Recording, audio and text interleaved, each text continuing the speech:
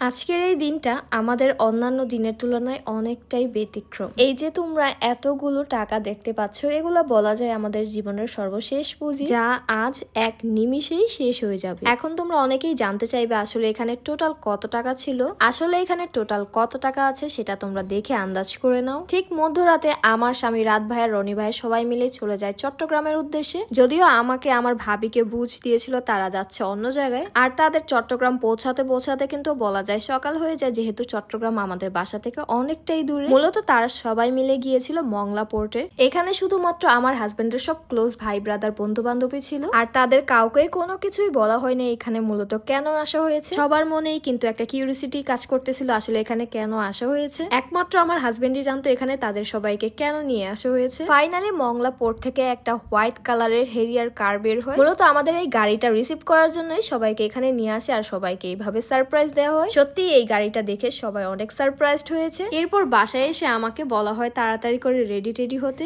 আমি মূলত সেদিন রাতেই একটা নাইট ক্রিম অ্যাপ্লাই করেছিলাম। এটা মূলত ইউজ করেছিলাম, আমার স্কিনটা আগের তুলনায় অনেকটাই ডার্ক হয়ে গিয়েছে, আর তাছাড়াও ট্যুরে বেশিরভাগ যাওয়ার কারণে আমার স্কিনে অনেক বেশি সানটেন পড়ে গিয়েছে। তো আমার স্কিনে থাকা এই ডার্কনেস এবং সানটেন রিমুভ করার জন্য আমি এই রেডিয়েন্ট টাচ হোয়াইটনিং নাইট ক্রিমটা অ্যাপ্লাই করে নিয়েছি। এটা মূলত রাতে ঘুমের আগে ইউজ করতে হয় এবং পরের দিন সকালে ফেসটাকে ভালো করে ওয়াশ করে নিতে হয়। যদিও এটা রেগুলার ইউজ করার কোনো প্রয়োজন নেই, যখনই আমার স্কিন থেকে ডার্কনেস ভাবটা চলে যাবে তখনই আমি এটা ইউজ করা অফ করে দিব। যাই হোক, পরের দিন বিকেল বেলা আমরা সবাই মিলে চলে যাই কার সিটিতে। তো এখান থেকেই আমাদের গাড়িটা পারচেস করা হয়। গাড়ির শোরুমে আসার পর আমি শুধু হাসি আর হাসিই দিচ্ছিলাম, কারণ আমি তখনই বুঝে গিয়েছি মূলত এখানে কেন নিয়ে আসা হয়েছে। আর এখানে কিন্তু আমি একা আসিনি, আমার সাথে কিন্তু আমার ভালোবাসার অনেকেই এসেছে। এখানে থাকা প্রত্যেকেই কিন্তু আমাদের লাইফে অনেক অনেক সাপোর্ট করেছে। তারা সবাই কিন্তু অফলাইনে আমাদেরকে অনেক সাপোর্ট দিয়েছে, তাই তাদের সবাইকেই আমাদের এই স্পেশাল দিনটাতে রেখেছি। এরপর আমাদের এই গাড়ির চাবিটা আমাদেরকে হ্যান্ড ওভার করে দেয়, আর এটা ছিল আমাদের সেই পছন্দের গাড়িটা। আলহামদুলিল্লাহ সবাই কিন্তু অনেক প্রশংসা করেছে, আর আমি ঠিক এই দিনই আমাদের গাড়িটাকে ঠিক প্রথমবারের মতো দেখি। অপরদিকে আমার হাজবেন্ড এখানে আমাদের গাড়ির সব ধরনের ফিচার আমাকে বুঝিয়ে দিচ্ছিল।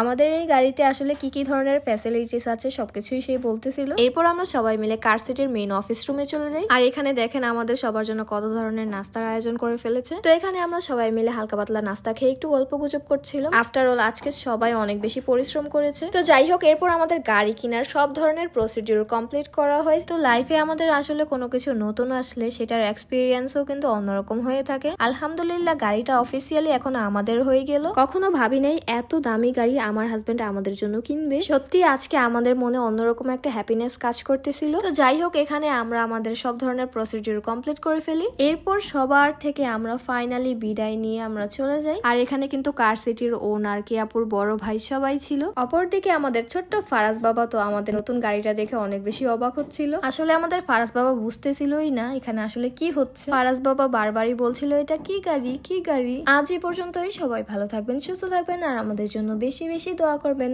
আল্লাহ হাফেজ।